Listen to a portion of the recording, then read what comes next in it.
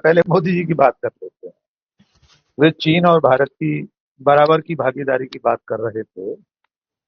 अगर नरेंद्र मोदी जी जीडीपी की बात कर रहे हैं तो उन्हें साथ में ये भी बताना चाहिए कि ये औरंगजेब ही वो व्यक्ति था जिसके समय दुनिया की जीडीपी में 23% योगदान भारत का था। अंग्रेज जब आए तो हम लोग कहते हैं अंग्रेज लूट कर ले गए देश को। अंग्रेज किस भारत को लूट कर ले गए? वही भारत जो सदियों तक मुगलों के राज में था। बाबर के बाद के सारे मुगल बादशाह हिंदुस्तानी हैं, इसी मिट्टी में दफन हो गए। अब औरंगजेब की बात कर लेते हैं, जिसकी कब्र को लेकर इतने परेशान हैं लोग। हम पहले शुरू में बता चुके हैं कि उसकी मौत अहमदनगर में हुई थी 1707 में। उसके बाद उसकी इच्छा के मुताबिक उसके गुरु थे सूफी संत जैनुद्दीन, उनकी कब्र के पास में खुलदाबाद जगह है औरंगाबाद में, वहां दफनाया गया। कच्ची पक्की कच्ची कब्र थी, बाद में हैदराबाद के निजाम ने उसे पक्का कराया और लॉर्ड कर्जन ने थोड़ा और बेहतर करा। मैं एक बहुत जरूरी बात आनंद जी कहना चाहता हूं, बहुत ध्यान से सुनिए। आज हम 318 साल बाद, हम यानी हमारे देश के तथाकथित हिंदुत्ववादी लोग उसकी कब्र को तोड़ना चाहते हैं। वहां शौचालय बनाना चाहता है एक तथाकथित नफरत नफरती गीतकार, फिल्मों में गाना लिखने वाला है। लेकिन कोई उससे ये पूछे कि 1707 में उसकी मौत के समय तो और उसके बाद भी छत्रपतियों का राज था। जिस फिल्म को लेकर इतना बवाल छिड़ा हुआ है, छत्रपति संभाजी महाराज, उनके बेटे छत्रपति शाहू जी महाराज औरंगजेब की मौत के बाद रिहा हुए, 18 साल रहे थे वहां उसकी कैद। संभाजी महाराज की धर्मपत्नी भी वहां रही थी, अपने बेटे की तरह गोद में खिलाता था औरंगजेब। मैं 100% ये पहले ही कह दूं कि औरंगजेब ने जितने अत्याचार किए उसकी कोई भी व्यक्ति हिमायत नहीं कर सकता है। उसके बाद क्या हुआ मैं उस पर आना चाहता हूँ। शाहू जी महाराज वहां से छूटने के बाद, मुगलों की कैद से छूटने के बाद, सबसे पहले औरंगजेब की कब्र पर गए, श्रद्धांजलि अर्पित की। महाराष्ट्र सरकार की अपनी सरकारी वेबसाइटों में, सरकारी किताबों में भी ये तथ्य दर्ज है कि छत्रपति शाहू जी महाराज औरंगजेब की कब्र पर गए। चलिए, उसके बाद छत्रपतियों का शासन खत्म हो गया, पेशवाई शुरू। 1713 से लेकर 1857 तक पेशवाओं का राज रहा, हिंदू पद पातशाही।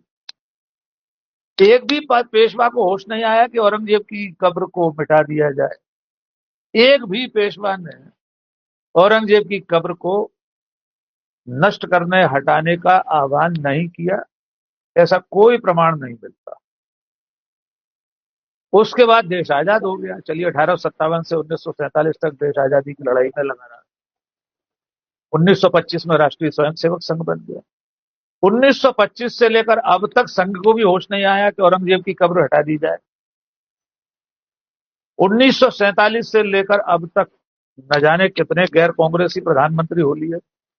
महाराष्ट्र में कितनी सरकारें आती और जाती रही। हिंदुत्व के पैरोकार शिवसेना की सरकार रही, उद्धव ठाकरे मुख्यमंत्री रहे। किसी ने नहीं सोचा औरंगजेब की कब्र को हटा दिया जाए, क्योंकि औरंगजेब की कब्र को नष्ट करने, उसे वहां से हटा देने से इतिहास नहीं बदल जाए। इतिहास में यह दर्ज रहेगा कि औरंगजेब ने अत्याचार किए थे। आनंद जी, इसमें किसी को आपत्ति नहीं है इस तथ्य को स्वीकार कर। लेकिन मध्यकाल में, प्राचीन काल में और उससे भी पहले पौराणिक काल में, मिथकों के काल में राजाओं के युद्ध तो ऐसे ही होते थे। राजा सत्ता प्राप्त करने के लिए, सिंहासन हासिल करने या बचाए रखने, बने रहने के लिए अपने परिजनों की हत्याएं करते थे। बहुत लंबी फहरिस्त है प्राचीन भारतीय इतिहास में। मगध साम्राज्य के पहले सम्राट बिंबिसार को उनके पुत्र अजातशत्रु ने कैद किया था और ऐसी भीषण यातनाएं दी कि आज भी अगर विवरण आप पढ़ लेंगे तो रूह कांप जाएगी। सम्राट अशोक ने अपने भाइयों की हत्या की। बहुत लंबा सिलसिला है। राणा कुंभा को उनके पुत्र उदय सिंह ने मारा था। थानेश्वर का राजा हर्षवर्धन, जिसको महान पराक्रमी राजा समझा जाता है, उसके बारे में आनंद सर एक किंवदंती है कि हर्षवर्धन 16 साल घोड़े पर बैठा। 16 साल युद्ध भूमि में रहा, यानी लगातार युद्ध करता रहा, घोड़े पर तो नहीं बैठा रहता होगा, लेकिन इतिहास में एक उक्ति चलती है कि हर्षवर्धन 16 साल घोड़े से नहीं उतरा। किससे लड़ रहा था? कौन से मुगल राजा थे उस समय? पुलकेशिन द्वितीय के साथ उसका आखिरी युद्ध हुआ। सारे राजे रजवाड़े एक दूसरे के खिलाफ ऐसे ही लड़ते थे। राजाओं ने प्राचीन भारत के इतिहास में पिता ने पुत्र की हत्या करके, पुत्र ने पिता की हत्या करके, भाई ने भाई की हत्या करके या कैद करके सिंहासन हासिल किए, इसके अनंत उदाहरण। अब लेकिन इस मुद्दे को क्यों उठाया जा रहा है?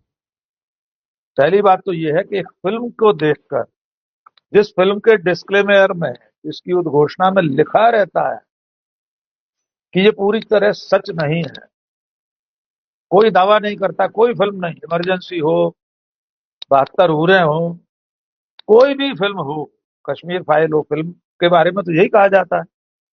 उसे देखकर अगर आप उद्वेलित हो रहे हैं, उत्तेजित हो रहे हैं और वर्तमान पर खून के छींटे फेंकना चाहते हैं, तो इससे ज्यादा मूर्खतापूर्ण बात कुछ नहीं हो सकती। विवेक देशपांडे जी ने बहुत विस्तार से नागपुर का जो सांस्कृतिक इतिहास है, अतीत है, राजनीतिक अतीत है, वो सब बता दिया।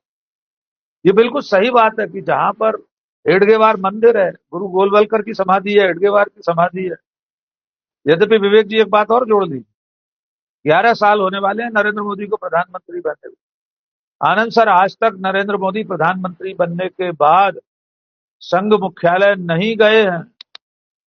डॉक्टर हेडगेवार और गुरु गोलवलकर की समाधि पर जाकर उनने फूल नहीं चढ़ाए। अब आते हैं उस मुद्दे पर कि इस वक्त इसकी जरूरत क्यों पड़ रही है। इस वक्त इसकी जरूरत इसलिए पड़ रही है कि सरकार जरूरी सवालों से मुंह चुराना चाहती है। सरकार नहीं चाहती कोई उससे पूछे। नरेंद्र मोदी 3 घंटे का पॉडकास्ट करें, लेकिन वो पॉडकास्ट करने वाला ये कभी नहीं पूछेगा कि 85 करोड़ लोगों को 5 किलो अनाज क्यों दिया जा रहा है। वो ये नहीं पूछेगा कि भारत में लोकतंत्र की दशा क्या है। स्वीडन की वीडेम करके जो एजेंसी है, उसने भारत में लोकतंत्र को समाप्त प्राय माना है। उसके मुताबिक भारत में चुनी हुई तानाशाही है। 2018 में लोकतंत्र खत्म हो चुका है भारत का। पूरी दुनिया में जो सूचकांक हैं लोकतंत्र के पैमाने हैं, उसमें हम 108 या 109वें नंबर पर हैं। इतिहास की सबसे भीषण बेरोजगारी है। सरकार का खजाना खाली है। लाखों 16 लाख करोड़ रुपए धन्ना सेठों के राइट ऑफ किए हैं। कल या परसों संसद में सरकार ने जवाब दिया है, कल या उससे पहले के सप्ताह में। लोग ऐसे सवाल ना पूछें, इसलिए औरंगजेब को लाकर सामने खड़ा कर दिया है। नई लाशें बिछाने के लिए ही, डॉक्टर राजेश रेड्डी का शेर है, नई लाशें बिछाने के लिए ही गड़े मुर्दे उखाड़े जा रहे हैं। तो ये लाशों पर राजनीति के लिए औरंगजेब को लाकर खड़ा कर दिया है। एक लाइन में क्लोज करते हैं। देखिए, जब तक राष्ट्रीय स्वयंसेवक संघ और उसकी बच्चा इकाई भारतीय जनता पार्टी सत्ता में है, हिंदू मुस्लिम सौहार्द की, भाईचारे की उम्मीद करना बेईमानी। 99 साल इस तरह की राजनीति को, इस विचारधारा को रोपा गया है समाज में। इसके लिए पूरे समाज को खड़े होना पड़ेगा, जैसा विवेक कह रहे थे। अंतिम बात आनंद जी मैं कहना चाहता हूँ, देखिए, औरंगजेब की कब्र आप हटाना चाहते हो, लेकिन जो लोग औरंगजेब के सहयोगी थे, मिर्जा राजा जय सिंह, उनके परिवार की महिला को तो आपने उप मुख्यमंत्री बना रखा है। औरंगजेब के बाद मुगल साम्राज्य में एक बादशाह हुआ, शाह आलम।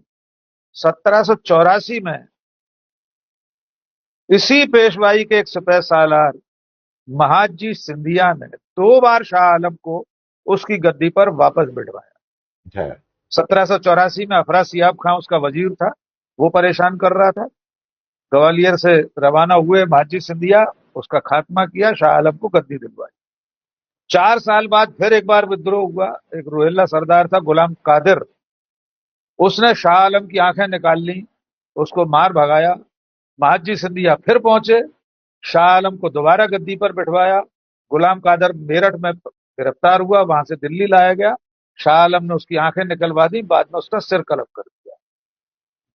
तो जो सिंधिया राजघराना शाह आलम को दो दो बार गद्दी पर बिठा रहा है, तमगे पदवियां लकब लेकर आए थे महाजी सिंधिया, और अपने लिए भी नहीं, पेशवा के लिए दी।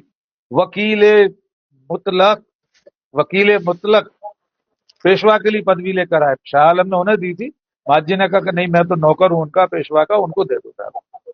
फिर भी शाह आलम ने दूसरी बार में उन्हें आली जहां की उपाधि दी। और महाजी सिंधिया ने पूना में पेशवा के दरबार में जाके शाह आलम की दी हुई पदवियां पेशवा को समर्पित की। पेशवा ने उन्हें स्वीकार किया। उस दरबार में खड़े होकर महाजी सिंधिया ने कहा था कि मैं तो मौरूसी नौकर हूं आपका, इसलिए मुझे कोई उपाधि लकब नहीं चाहिए, मुझे कोई पदवी नहीं चाहिए, मौरूसी नौकर। ये सारे दस्तावेजी प्रमाण हैं, और इन प्रमाणों के साथ मेरी किताब में इस पूरी घटनाक्रम का उल्लेख है। तो नहीं, ज्योतिरादित्य सिंधिया, जिनके वंशज शाह आलम को दो दो बार गद्दी पर बिठा रहे हैं, वो तो मोदी की सरकार में मंत्री है, किसी को कोई पीड़ा नहीं होती। कुल मिलाकर इसके पीछे सिर्फ हिंदू मुस्लिम नफरत है, इसके सिवा कुछ नहीं। जी हाँ।